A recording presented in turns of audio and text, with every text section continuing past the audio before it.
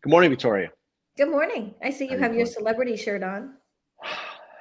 What is this? What kind? I'm getting sick of everything with, I know you're probably not following the Taylor Swift and the Kelsey football player romance. You've seen that?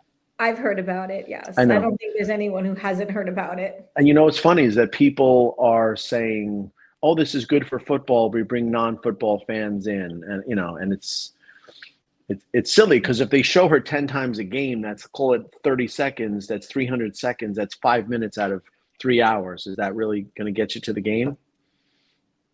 Hey, people like Taylor Swift.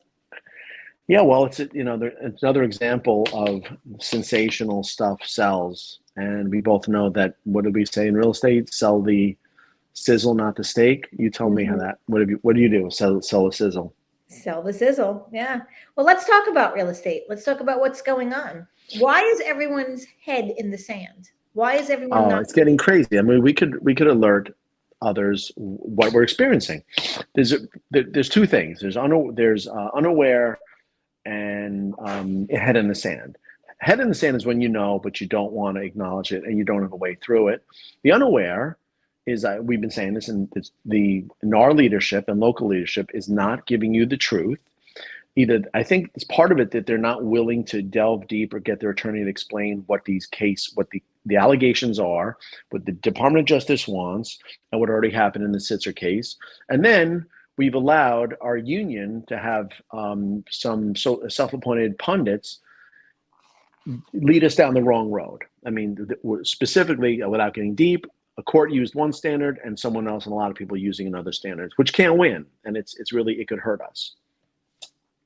Yeah, absolutely. But where are the NAR attorneys? Why aren't they saying anything? Why are they letting this happen? Why there's no communication whatsoever? Well, I heard a learned scholar, Rob Hahn, was asking, what budget do we have for legal defense? And he's an Hmm. outsider. What is the status of the appeal? I mean, or is it people are saying an appeal? There's a lot of reasons why it can't happen, especially if when there's more and more cases. So we don't need to say what happened. The cooperative compensation policy is there's a demand for it to be gone. And I asked the question of people, what will happen to buyer's agents when they can't get paid by the buyer or the seller? And I haven't gotten an answer from good friends of mine. No, there's no answer. But no, actually, let me rephrase that. There is an answer. You and I were on a call just recently where we asked this question, and the answer was, well, we're just waiting. I'm sure something will happen. There'll be a workaround. We're waiting to hear what's going to happen. Buyers aren't going to pay on their own contract. So there has to be a workaround. We're just going to wait. Wait for what? What if nothing happens? What if they're not allowed to put any kind of compensation offering into the listing agent? What if that becomes the law? Then Mhm. what will happen? Then they will have to do that contract. Oh, I don't think that will happen. Well, Well, what's surprising is the person, we're not going to name anyone, but this person is a very fancy lawyer for a big title company. So my position is always with what formerly were called ancillary service providers, which were never really ancillary. How is a bank ever ancillary? I mean, realtors, I love them, but a bank is now extra, like pull them in, maybe. I mean, really? They give the money. So title, mortgage, home inspectors, movers, lawyers, everyone is was never ancillary. We're all integrated and to get this thing closed and help serve clients. So we're asking them what will happen to them, their company, when their referral partners are potentially not getting paid and therefore not involved in the deal. Where do their referrals go? And I will tell you that in our conversations and my own personally, these conversations don't get anywhere because they are not willing to acknowledge the truth and they are imagining an alternative that hasn't yet been even offered. that's right. That's right. And I think that everyone is really just so set in the ways of the way things were done before that they're not even thinking that this will ever happen. My dog wants to get It's involved in the okay. I mean, the conversation. dog He's has an getting angry opinion. about the whole story. Come here. Stop. It's okay. I Um, mean, I'm sorry. yeah, that's. I mean, look. I mean, even I would love to hear the input from Bocce the dog because That means, I know that means kisses, and some of these folks might kiss their income goodbye. They might be kissing their income goodbye Uh, because they're stuck. I mean, when you said, "Oh, we're not going to name names, but this is an attorney," it doesn't matter. Every single person I talk to has the same answer. It's well, I mean, well, let's be fair. This thing's less than 90 days old, and people in the world and people in real estate trying to sleep through December, right? So you're talking about the use, if you really think about it, from Halloween till today. Today's the 21st, ballpark, 22nd. That's 3 plus 4 plus. So you're really dealing with like about half of the actual time that went by. People are in their holiday, family, kids. I mean, no one's 23 in real estate. So they're moms, dads, age, kids around, holidays, a lot of expectations. So out of 90 days, which it's in its infancy, we've only focused maybe half the time. And then you got to get back to work and do the actual thing that you do. So it's no one's paid a lot of attention. And plus, this has been totally stagnant. The only thing that's happened in the original Sitzer case is there have been some motions which are required, for different forms of relief, and they're denied because they should be denied. And well, there's been some motions. They're just going through the process. Nothing is going to change because the judge is pretty clear about where this is going. And I don't know why anyone is saying that. And let's talk about something else, okay? Because this is another topic. We have an agent in the industry that decided that he's going to take on the world and start speaking on our behalf. Where did that come from? I think it came from a position of being interested. I mean, I think people who are willing to give an opinion, and I support anyone that gives their lawful opinion, can give it. I mean, if it's up to them to support it or not. I've even asked an individual if they'll support it, that their position. It's okay. I mean, we're here to get the patchwork quilt of those matters that define us. But the better question is, who I think is Andy Warhol, your 15 minutes of fame. This is happening in January. What happens on February 1st when there's no more audience, when the music stops and there's no more chairs? So it's okay. I mean, and everyone in life can choose who they listen to. The NAR leadership is given nonsense. But the NAR leadership hired how many attorneys? Something like 200 of them, if I'm not mistaken. They've hired attorneys. They hired some really good attorneys, despite what everyone's opinion is about them. They are good attorneys. And the fact of the matter is they're attorneys. They went to law school. And now we have an agent that's coming out that is going up against the plaintiff's attorney, who filed a $200 billion lawsuit that's about to begin.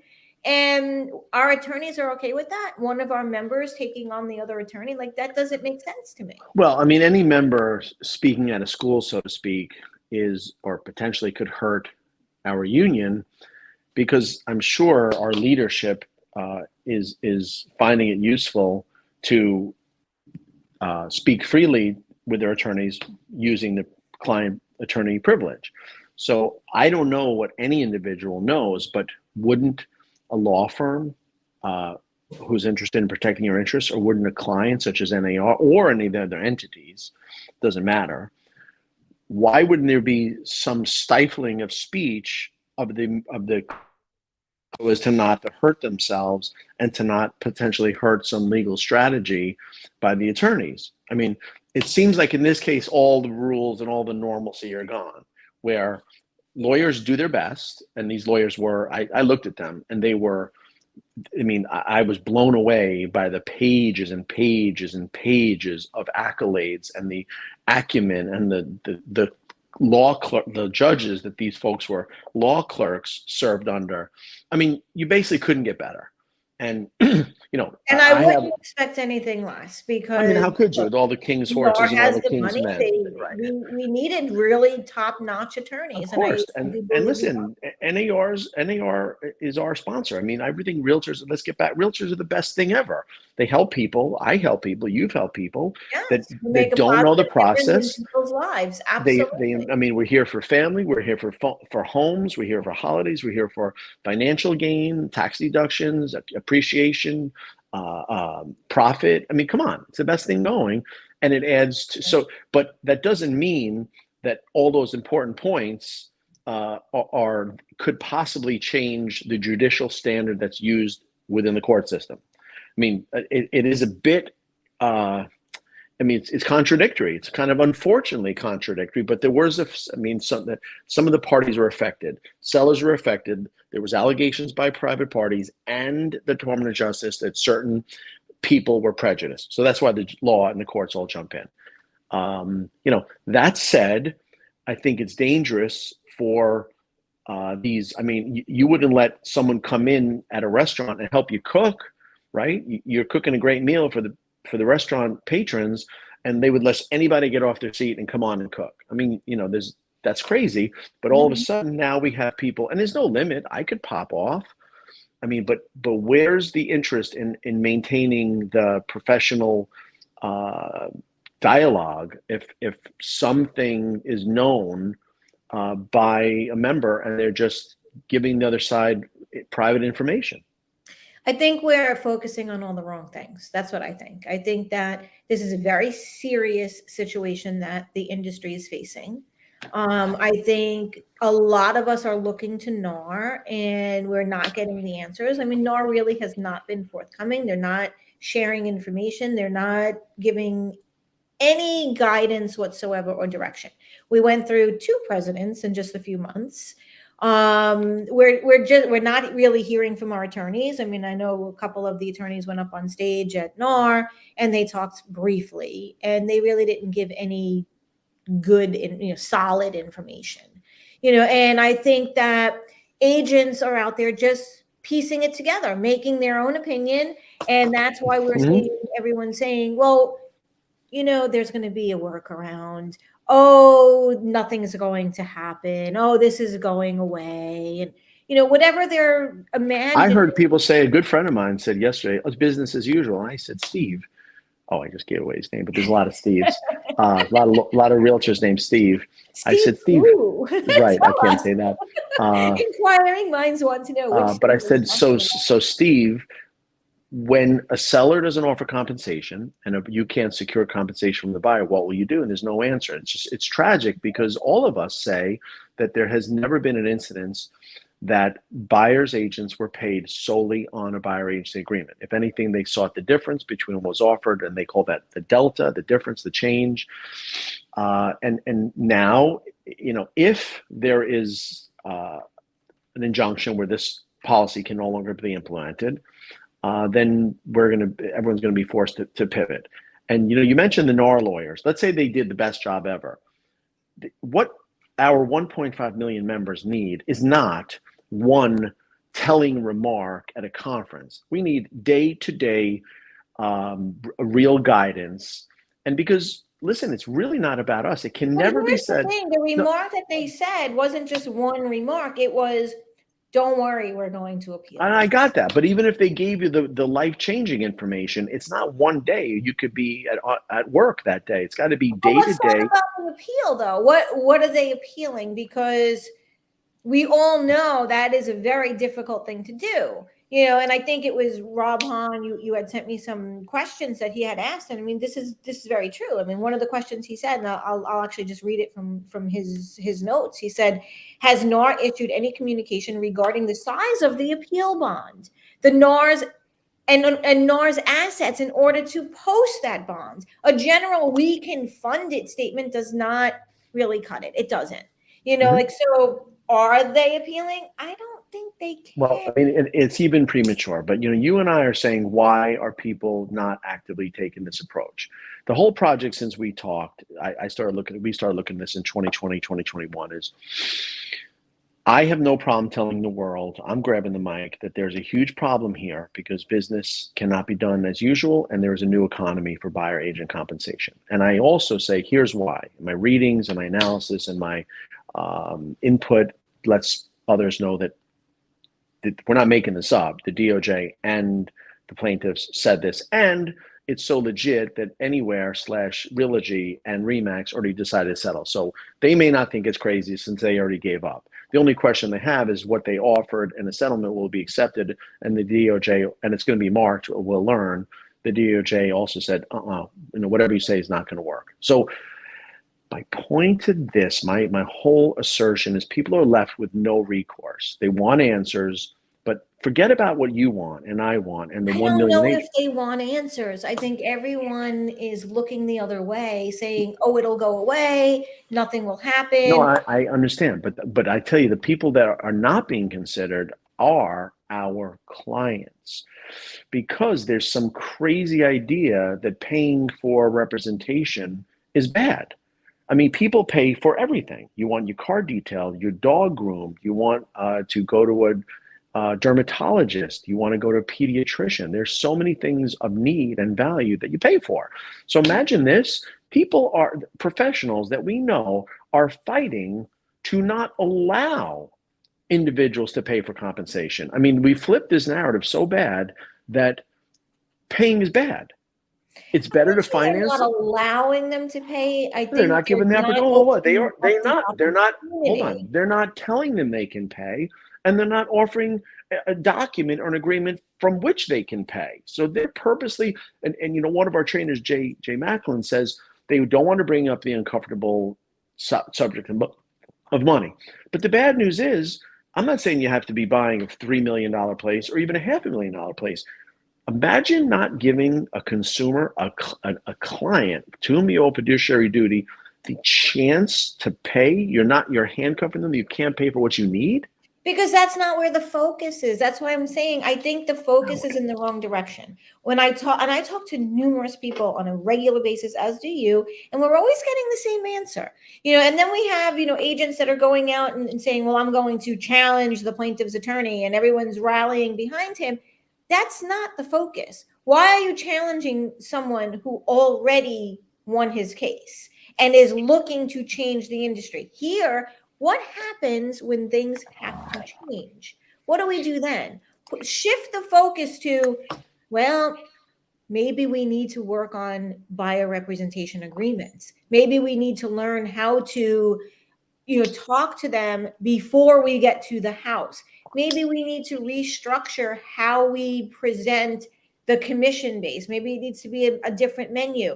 Those are the things we should be focused on. But when you talk to any agents or brokers or title companies or attorneys, they're saying, oh, we're just waiting. Nothing will happen. Of course. I mean, Everything will that's, be but I fine. mean, why wouldn't an agent, if they're picking a company, should consider how seriously their own broker would enforce his or her own rights? Think about it. Buyer agency agreement is not their agent's deal. It's the buyer and the brokers. So Mhm. it's kind of crazy. If, let's say, you want to join a company, wouldn't you ask the broker owner, wouldn't you say to her, what will you do to enforce your rights? Right. And, And and when, if they when don't you're have, talking about that, let's like really drill that down, because when we talk to agents and we say this, they go, oh, that won't happen. Or buyers aren't going to pay. We'd have to make, it would be in the best interest of the seller to pay and continue to pay, or we're waiting for new disclosures. What if none of that happens? What if you have to go out and have that agreement between a buyer agent and the buyer? How are you going to handle that? How are you going to, and they're not really focusing on that. What about the agent who's now starting with a brokerage, asking the broker, how are you going to teach us how to do this? How are Mhm. you going to enforce it? Like you said, because we're talking about things that no one has really been in that situation yet. So they just They feel like haven't it's, been there because they fully relied on the offer of compensation offered out. And who says that's a bad thing? That was the beautiful guarantee. If you saw a percentage, you could calculate the price, you knew what you're going to get, and you knew your split. So it's a beautiful arrangement. No one's going to knock it. And people said, that's pretty good. I'll take it. But you're even saying what happens in the ultimate eventuality that the demands made by this plaintiff and all future plaintiffs, if they're granted an injunction or the Department of Justice just ends it, like already happened voluntarily in the real estate board in New York City, that is. But why does it have to be? Why does getting buyer agreements have to be pursuant to an eventuality? Why can't it be today? Why can't, I mean, you should be preparing today. Practice now before it goes into effect, so that when it goes into effect, we're already prepared. We already know how to do this, and okay, nothing. then my question to you is why not get buyer agency agreements and demonstrate your value? you always love to say, wait a minute, I'm a buyer's agent. Why is my compensation determined by someone I never met? So so pretend this never happened. Let's pretend NAR wins, every corporate entity wins. And by the way, Canada, the CREA and the individuals, yeah, they all won. Look into this. Canada and Toronto won. They laughed off plaintiffs. So, I mean, they're basically America, but just nicer people. So they already, right? Nicer and colder. Right. They already won. So it's not beyond the pale, but even so. So that means those real estate agents in Canada, they don't they can maintain their CCP, but why wouldn't they give the buyer a chance to secure more? I mean, buyer wants to pay 5%, 7%. I don't know the numbers. We are precluding buyers from gaining the most. They're not this reliance on the CCP prevents a buyer from paying more for superlative services. Think about that. They're paying nothing as it's thought, regardless of how it's financed, and they're taking what they're getting versus paying up for the best meal, best pediatrician, best house painter. Right. So you're looking at it from a different angle, that they have always paid it. So now allow them to continue to pay it and show them what they can pay for and upgrade the service and upgrade and upsell the compensation, right? Mm-hmm. Justify it. Why not? Right. Justify it. Why aren't we doing that? So that it goes back to the same question. Why? Because they're relying on the sand.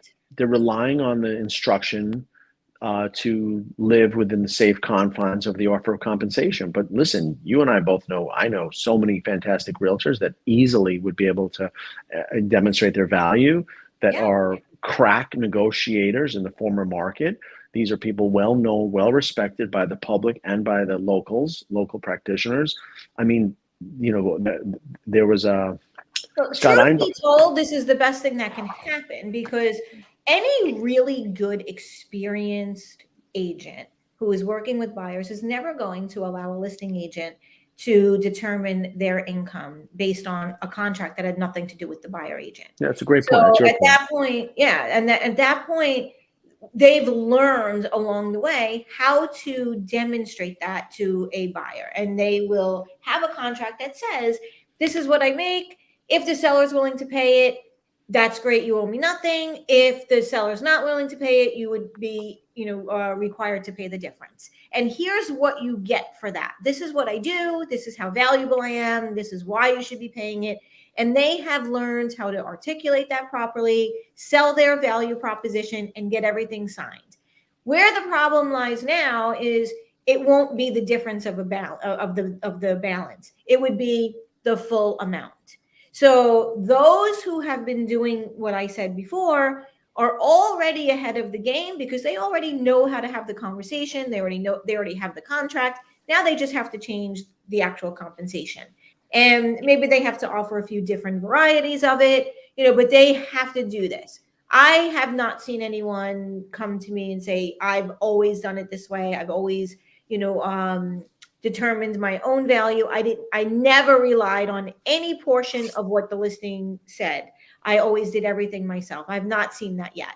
We will see that. Why are we not preparing for that? And when we talk to agents or brokers or any of the ancillary services, as you call it, we're not getting, hey, you're absolutely right. We should be focused on that. Let's teach this. We're getting opposition. Well, because they haven't, no one's been harmed yet. Because, and this is the part that perplexes me, if an entity like RE/MAX, which was sued and decided to settle because they didn't wish to expose themselves to the potential liability, if they believed and agreed that their actions were violative of antitrust laws and they wanted to, would not be saddled with the liability, then how they keep doing it? That's what I asked the attorney of a board. I said, if something was determined to be violent, why is it happening today? And no one gives an answer, just because no one gave the checkered flag to change. Because that's what we've always done, and it works, and no one's told us to stop. But wouldn't that be? But eventually they're from a going to legal be able to but from a stop. legal perspective, wouldn't every time it happens give a chance to add a member to another class? Just because the law said that was filed in 2019, can't there be another one with another whole group of But that's slew of? happening. That's It is happening happening. right It now. is. It is. It's back. But no one's paying attention to it. And then one I, day when the shoe drops, everyone's going to say, "What happened? Well, why aren't we allowed to do this anymore?" But we always did it. Let's go yell and scream. Let's go challenge people. Let's go, online. That doesn't work. What we need to do is really focus on when this happens, how are we going to continue business? How are we going to really demonstrate our value and continue in the business of serving the public properly? there's that issue, and then there's also the issue that another thing that's been ignored, and this is extremely distasteful, is the arguments being, I should say, the perspective's been commission or no commission. But it's not, if no one's talked about, as you suggest, a menu. They want X%, Y%, or they're faced with 0%. But what about somewhere in the middle? What about something in the 3 digits, the 4 digits? What about some services that could center around negotiation or Which is sales? exactly what the lawsuit was about, that everything should be negotiable and there should be a different scale of compensation for different types of homes, for different types of experience from the agent. Why is an agent who has their license, since last Tuesday getting the same commission as somebody Right, who's and those are some of the indicia of the antitrust, anti-competitive, illegal to restrain of And trade, conspiracy. why is an agent charging the same amount if the lead came in easily, through a click of a button, or if it was a referral or whatever? Like everyone is working on that same commission, where now you'll see different menus, you'll see negotiations, you'll see if I sell you a house in a day, versus if I sell you a house, over 3 months. So there's going to be different ways of doing Right, it. and I call that, this topic, I should say, has been called decoupling commissions, and that means the buyer pays the buyers and the sellers pays the sellers. But this is worse or better, depending how you look at it, than the decoupling. I call this the fracturing. If you have a mirror and you drop it, it's all fractured. So maybe you could pick up one piece of that mirror and say, "Oh, I definitely, man, I've been a professional. I never negotiated myself out of a paper bag. I can never even ask my boss for a raise. How am I going to handle this with this top producer on the other side and some really well-skilled business couple that knows what they're doing? They sold 14 homes. I need representation. I need negotiation." You could hire someone for that, or someone who is an expert in even new construction or coastal properties. There's so much to do with coastal properties based on environmental concerns. So these are specialties. These are specialties that, or maybe the Veterans Administration or seniors. I mean, these are specialties that people can't dabble. So maybe you would, if you're a senior looking for, or maybe you are a relocation person that really wants to know, if I'm in Chicago, where do I go in Arizona? If I'm in Massachusetts, where do I go? Do I go to Naples on this West Coast? What should I do? Come on, that's what travel agents do now. Travel agents tell you what to do in a city that you would never know by going to Google. They might say, "This restaurant stinks. Don't go there. It's a tourist trap." Absolutely. So, And there's buyers that will want to pay top dollar to get white glove service all the way. And then there's buyers out there that will say, "Hey, I don't really need much. I just need some guidance on what the process is." And those are two very different skills, and it's two very different menus, as we those talked. two opportunities are being ignored based on the demand to maintain the former status quo. And if you see what's going on, you're paying attention, there's basically no trend in which the status quo will remain. I mean, you can't have NAR, you can't have companies settling and telling me things are going to stay the same. Why they settle? They're not going to stay the same. And anyone who tells you that really is not paying attention and just, again, putting their head in the sand and saying, "Well, okay. And I don't want it to change." And they're like holding on to what they did in the past because I made a nice amount of money and I liked the way it was before. It's going to change. Okay, so I mean, think about it. how does NAR give no real information about these next steps, the motion practice, which are required. There's nothing special. They the other day the NAR plaintiff defendants wanted to have the court, the new one, stay and kind of freeze in time the next steps for the first case because new ones are filed, and the judge said no. Right. So that was denied. that's a perfect example of trying to stop time, and it was denied. So here we are, things are moving. If you go online, which everyone has access 24 hours, 7 days a week, you can see the position of the DOJ, where the United States government, its lawyers, wants this thing to stop. But we have agents, what's the word? Blabbering, whining, crying, why this former arrangement or this current existing relationship is warranted. It's Yeah. I mean, I don't know. It's scary to me. You're seeing. You're seeing everyone from agents to brokers to leaders of major real estate corporations all saying the same thing. Nothing's going to change. It's business as usual. We're going to find a workaround. None of that is going. So then you're right. So that means, to answer anyone's question, it's going to take a court order, like anything else. Right. I mean, when a court order happens, a smart broker and a smart leader in this industry is teaching their agents what to do if and when this happens. And I think it's more a matter of when, not if. What would be the downside of being prepared if, let's say, this was going to go away, which it won't. But the downside is doing extra work. The downside is there is a downside. You have to do something you never did. It's painful to learn a new skill, and you're going to face even more rejection. I mean, it's easy to give out pancakes on Christmas morning. Yeah, but you'll be so much better for it, and your expertise level just went so much higher. So if you're an agent that is just accepting whatever the listing agent is offering, you're just going, with the flow. If you're an agent that has already started working on representation of the buyer and asking for the difference to be paid by the buyer because you are representing that client, you're already ahead of the game.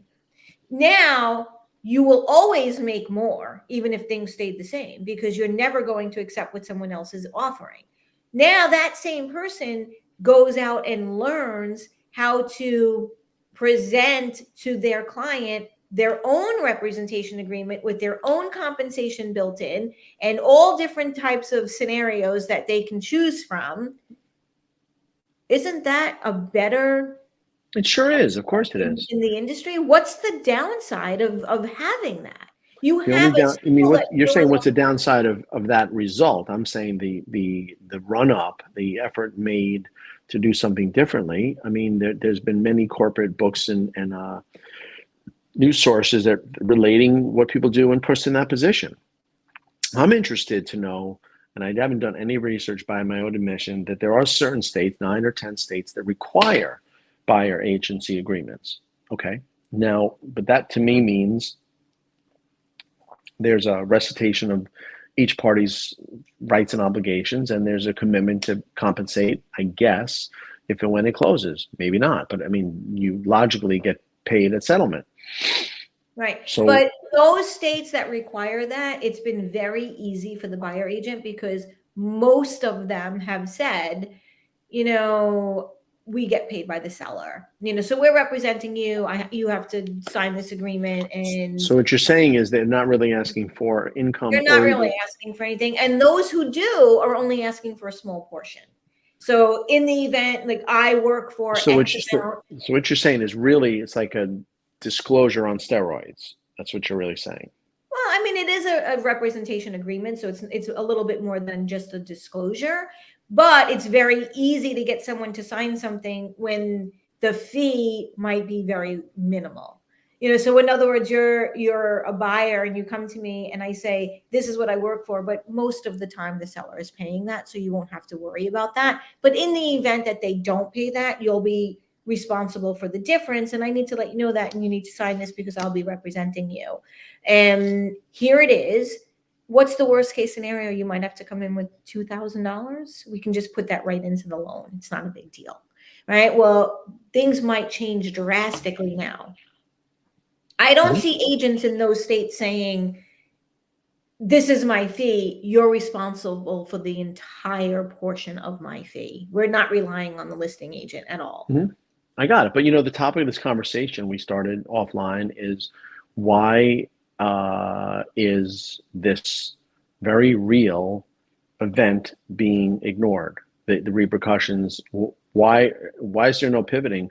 I mean, there are how many national? I know that Florida just had its national conference. I should say its state conference. There's like 200,000 agents in Florida. And of the 200,000 agents, I mean, how many are really focusing on, I need to up my game? I don't see very many. Oh, In fact, as we talk, right. they hit us with opposition. Why do I need to learn that? This works. No, that won't happen. Buyers aren't going to pay me. They will pay you if you know how to present this. Why wouldn't you want to learn that? But right, but why wouldn't you serve your client? The part that gets me, I'm really binary. I know that somehow binary is a bad word. I'm binary where I think it's, why am I precluding clients who need help, want help, select you? The person who selects me doesn't want to pay me. They select you. So it's not just who answers the phone first from a Zillow lead, who can, who, if I could press the 5 agents' faces and I get a quick response. I don't know the answer. It's a great topic. Why aren't people treating federal case verdict as, at the very least, an indicator of which way the wind is blowing? Right. Especially when it has the power to impact their income. And the power, I think, more than their own income, I'm sure you'll agree, is affect positively your client. I mean, the client, if they're paying, just think about it, paying nothing in their mind, or not, let's say it this way, there's no outlay. There are a lot of people at all kind of price points. I mean, you're buying a house, not a pair of sneakers. So don't tell me that people wouldn't, in order to secure a living for their family, it might be on the ocean, it might be next to their mom, it might be in the right school system. I mean, are we completely preventing buyers from getting the best their money they can afford? Best representation that they can get. Yes. And they deserve that. If they want to pay for that, why isn't anyone stepping up to the plate and saying, why hey, is no one offering that option and offering them even, I mean, it's crazy. It's a crazy, what I call don't know. And it's really baffling when I see this and we talk to people and they shut us down saying, no, things are staying the same. No, we don't want to hear that. We don't want to. I would rather debate the plaintiff's attorney. I would rather debate what's going on. I would rather stand behind the fact that we're going to appeal this, even though we may not have any money to do so. It doesn't make any sense to me. Forget all that. Take your focus off of that and put your focus in what is going to help your career and help your clients. When you do that and you're doing that effectively, nothing can stop you. And if you're really trying to gain if you're really trying to get the best price and terms, well, price and terms are still applicable to buyers. So the price and terms might mean you could actually treat Setzer Burnett to be a groundbreaker, in that a real estate company could actually reject the offer of compensation, say, no thanks, we don't want to receive that income because we believe that if someone wants more, they should be allowed to pay more. I mean, think about it. Agreed. To prevent a party from securing the services of a professional is anti-capitalism. You're precluding them from getting what they need. And we're treating them like babies. So you tell me the entire national purchase market cannot make decisions for themselves. We have to provide a way for the agent to be compensated without the client's involvement. I'm so glad I'm being recorded. That was said well. So just think about it. I mean, it goes against every other business use. That means you go to a restaurant, you eat great, you didn't realize that you were charged too much for valet parking, and what if you charge nothing for valet? You could pay for anything you want on the menu. It's crazy. So maybe not a great example, but people are being denied the chance to secure the best professional for their needed services. It's a race. Who can answer me first? It's not, you wouldn't do that with a financial planner. You No wouldn't do that way. with a dentist. I mean, you wouldn't even do it with your hair salon. Who calls you back first? I got to know how I'm going to look every day. Right. I want to know that you really know what you're doing. I want to know your experience level. And maybe I'm not even looking for that. Maybe I'm just looking, like I said before, maybe I don't want somebody who has all this experience because I'm shopping price and I just need the guidelines. I can figure out the rest myself. Or maybe I need somebody who's Yeah, or really maybe this. game and has Maybe, experience. and I tell you, one of my business philosophies for me is that I always say, you got to be nice to me. If I don't go to dry cleaners if they're not nice to me. So you have, in my private dealings, you got to be nice to me. I went to Card Place yesterday. They're not nice. I fight with them every time. I'm stuck going there. But how about this? If you want a property and you think the only way to get that property is to go through an agent, you could get the agent that answers you back, that somehow subscribes or pays for that zip code connected to that property, and you might not get someone that you like. You might not feel that you're comfortable speaking to them, but they are tied like a barnacle onto that property. And once you have an interest, you're stuck with them. So why wouldn't I say, you know what? I love this realtor. I love my barber. I love my financial planner. I love my contractor. I love my dog groomer. Think about this. People are not even allowed to choose their professional, because if you're interested in Zillow, if you're interested in the property that comes in Zillow, it's attached to one or many You get agents. what you get, right? You Think get what about you it. get.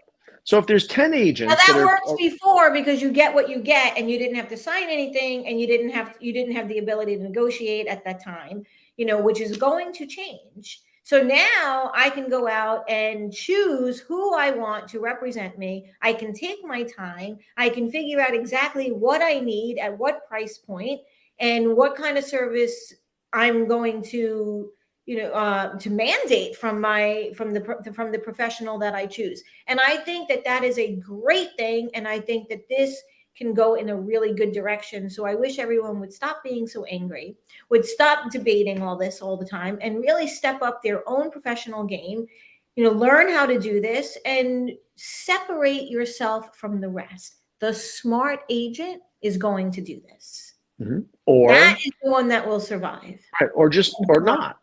or not. I mean, just maintain business as usual. My buddy said last night, business as usual. And I asked, that means he's not aware of all the legal proceedings that have occurred up to this point. And I asked, what is your broker saying? Not a word. Nothing. It's Nothing. really, You told me you spoke to a broker and the broker said, well, I spoke to the attorney at the board and he said, there's nothing that's come down. So everyone just needs to wait. And that was acceptable. That's not acceptable to me. Well, to me, I do want need to to know, wait. how am I going to survive this and how am I going to thrive and be better than everyone else so that I can be the one that everyone chooses? That is the smart business decision that could happen right now. And with that, I'm going to end this because I have to go. Okay, great job. More information. Take care.